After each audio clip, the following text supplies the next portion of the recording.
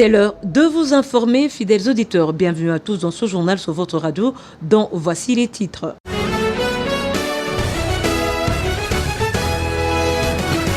Examen d'État 2025 en vue d'accélérer la correction et la publication. Un nouveau logiciel basé sur l'intelligence artificielle a été mis sur pied.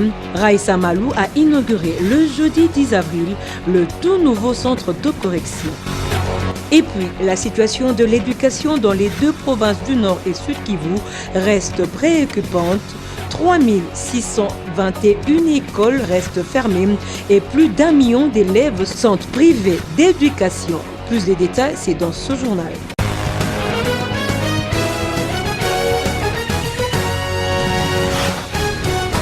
Je viens de l'annoncer au sommaire. La ministre d'État, ministre de l'Éducation nationale et Nouvelle Citoyenneté, Raissa Malou, a inauguré le jeudi 10 avril 2025 le centre de correction modernisé de l'examen d'État situé dans l'enceinte de l'imprimerie de l'inspection générale de l'enseignement à Kinshasa, équipé d'un nouveau logiciel qui recourt à l'intelligence artificielle. Ce centre fiabilise et accélère la correction des items. Plus de détails avec Bienfait Indumbo. À son arrivée, la ministre d'État Raissa Malou a été accueillie par l'inspecteur général de l'Éducation nationale, Hubert Kimbonza, le secrétaire général Aïe Mathieu Mukenge et quelques membres du cabinet. Le chef des corps a fait visiter à l'autorité du ministère les différentes installations rénovées tout en présentant les innovations apportées.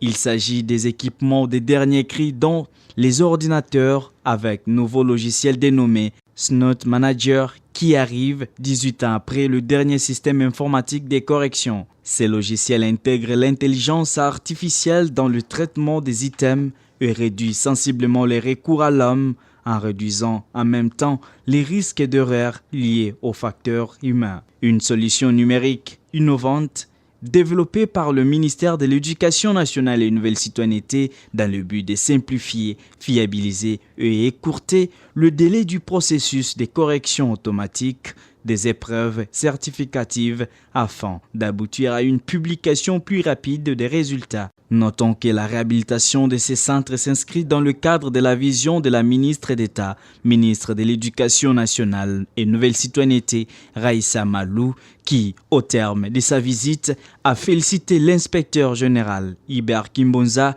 pour la qualité du travail abattu, ainsi que les membres de son cabinet qui ont travaillé en convenance avec les agents et cadres de l'inspection générale de l'enseignement. Je l'annonçais également à l'entrée de ce journal, la situation de l'éducation dans les provinces du Nord et Sud Kivu continue à affecter profondément le système éducatif. Dans un communiqué publié par la Direction générale de communication des gestions sigle du ministère de l'Éducation nationale et Nouvelle Citoyenneté, 3621 écoles restent fermées dans les deux provinces de l'Est de la RDC et plus de 1 349 094 enfants, filles et garçons, sont privés d'éducation. Un récit que vous propose Sissi Titouka. Dans un communiqué publié par la Direction générale des communications du ministère de l'Éducation nationale et Nouvelle Citoyenneté, la situation sécuritaire dans l'Est de la République démocratique du Congo continue d'affecter profondément les systèmes éducatifs. Alors qu'une amélioration progressive est observée dans la province du Nord Kivu, la dégradation de la situation au Sud Kivu devient particulièrement préoccupante au point de compromettre l'accès à l'information sur le terrain. Ces déséquilibres entre les deux province reflète l'instabilité persistante et les défis logistiques majeurs que rencontrent les acteurs éducatifs et humanitaires. À la date de ces communiqués, 3621 écoles restent fermées dans les deux provinces de l'Est de la RDC et plus d'1 349 094 enfants, dont 631 909 filles, sont privés d'éducation. Cette situation constitue une urgence nationale qui appelle à une mobilisation collective, tant au niveau national qu'international, pour assurer la continuité de l'apprentissage, renforcer la protection des écoles et des élèves et garantir un accès humanitaire sans entrave aux zones affectées. Les ministères de l'Éducation nationale et Nouvelle Citoyenneté continuent de suivre de près l'évolution de la situation et renouvellent son engagement à coordonner les réponses éducatives d'urgence en collaboration avec les acteurs de terrain. La protection du droit à l'éducation, même en contexte de crise, reste un principe fondamental et un devoir collectif. Et puis, publié le lundi 7 avril à Kinshasa, le rapport d'activité du ministère de l'Éducation nationale et de Nouvelle Citoyenneté pour la période allant de juin 2024 à février 2025 intitulé « Bilan et perspectives ». Ce rapport retrace l'évolution du système éducatif congolais depuis l'entrée en fonction du gouvernement souminois. Plus de détails dans ce reportage. En République démocratique du Congo, l'éducation n'est pas une option. C'est une promesse d'avenir, d'équité et de dignité pour chaque enfant. De juin 2024 à février 2025, le ministère de l'Éducation nationale et Nouvelle Citoyenneté a posé des fondations solides pour transformer notre école.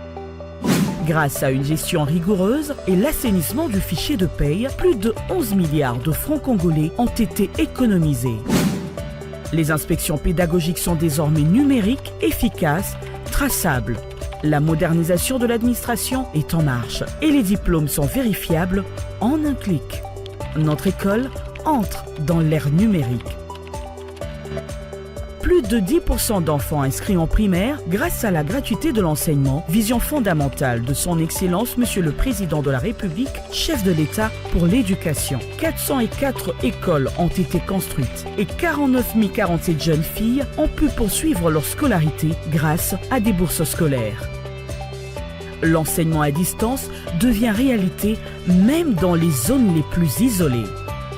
Le serment du citoyen, le salut au drapeau, l'hymne national, autant de gestes porteurs de sens et répétés chaque semaine. La démocratie scolaire devient vivante. Les élèves prennent leur place en intégrant des comités où ils peuvent s'exprimer et contribuer au rayonnement de leur établissement. Ce n'est que le début. Le chemin est encore lent, mais nous avançons ensemble. L'école congolaise change et c'est maintenant que ça commence. Et dans la province éducationnelle de Kwilu 2, ils sont au total 1054 candidats à passer le concours de recrutement du personnel enseignant sous le leadership du prophète Yoy Bokete Jean-Pierre. C'était à l'école primaire Luzingo dans la sous-division provinciale de l'éducation nationale et nouvelle citoyenneté de Kikwit. Plus de détails avec encore une fois Sissi Tutika. C'est vendredi 11 avril 2025 à 8h, la commission provinciale de recrutement du personnel enseignant des Kwilu 2 a organisé sous le leadership du prophète Yoy Bokete Jean-Pierre les concours de recrutement du personnel enseignant. Les maires adjoints de la ville de Kikwit, Charlotte Lula, a lancé de façon solennelle ces concours à l'école primaire Luzingo dans la sous-division provinciale de l'éducation nationale Kikwit 1 au nom de son Excellence Monsieur le gouverneur de province Haïdu Kwilu. Au total, 1054 candidats dont 554 femmes, soit 52,5% de femmes candidates attendues, ont passé les concours dans 11 sous-divisions provinciales. Après les lancements, la supervision du concours s'est poursuivie dans les centres de passation de 3 autres sous-divisions, Kikwit 2 à l'épée Mazaya, Kikwit 3 à l'épée Mindanda et Kikwit 4 à l'épée Kwamina. Le rapport reçu de toutes les 11 sous-divisions renseigne que le concours s'est bien déroulé et sans incident. Et puis, dans le cadre de la campagne à la nouvelle citoyenneté initiée par la ministre d'État, ministre de l'Éducation nationale et nouvelle citoyenneté, Raissa Malou, je vous convie de suivre cet appel à l'entrepreneuriat. Je suis entrepreneur, employé du secteur privé ou public. Je participe activement à la reconstruction de la nation et au bien-être de mes concitoyens. Ensemble, nous bâtissons un Congo prospère et solitaire. Nous sommes l'éducation nationale, nous préparons l'avenir de nos enfants, nous construisons la nation. Message du ministère de l'Éducation nationale et Nouvelle Citoyenneté. Et dans un autre volet de l'actualité, on va parler de la gestion des déchets dans la ville-province de Kinshasa. Une situation qui cause autant de dégâts. À en croire le professeur Pierre-Albert Ingwele, la société civile est prête à travailler avec le gouvernement à la recherche des solutions. Pour cet expert en environnement, la tenue d'une table ronde environnementale s'avère indispensable. Je vous convie de le suivre au micro de votre rédaction. Ce que nous déplorons, c'est le dégât que les déchets sont en train de créer, occasionner dans notre communauté. C'est plus qu'une guerre, madame. Quand vous regardez le nombre de cimetières, et vendredi, et samedi, dimanche, le nombre de corbillards qui amènent les cadavres, posez-vous la question, ces gens meurent de quoi? Ils meurent de l'insalubrité.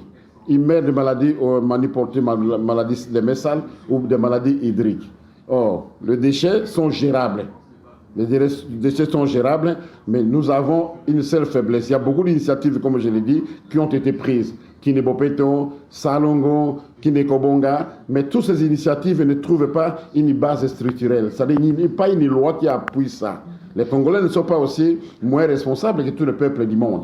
Mais tout le peuple du monde, ce n'est pas parce qu'ils sont intelligents, mais parce qu'il y a la loi qui les contraint. À ne pas jeter tel ou tel déchet, tel endroit, à ne pas utiliser n'importe quelle matière.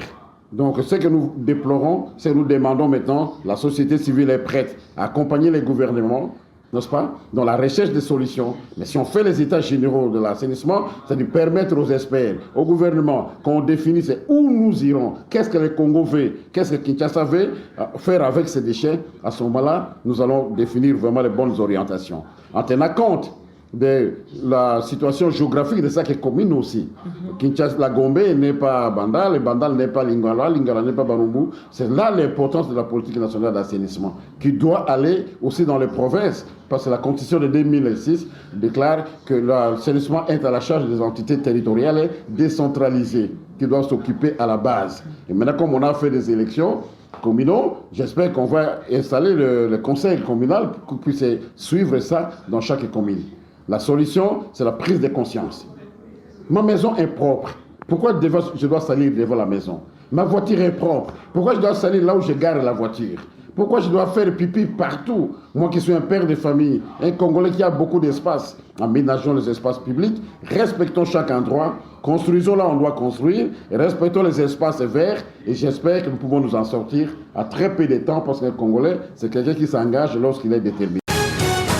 Ainsi prend fin ce journal qui a été présenté par Nathalie Kassongo. La chefferie d'édition a été assurée par Noéla Lucimo sous la supervision d'Aimé Bouka.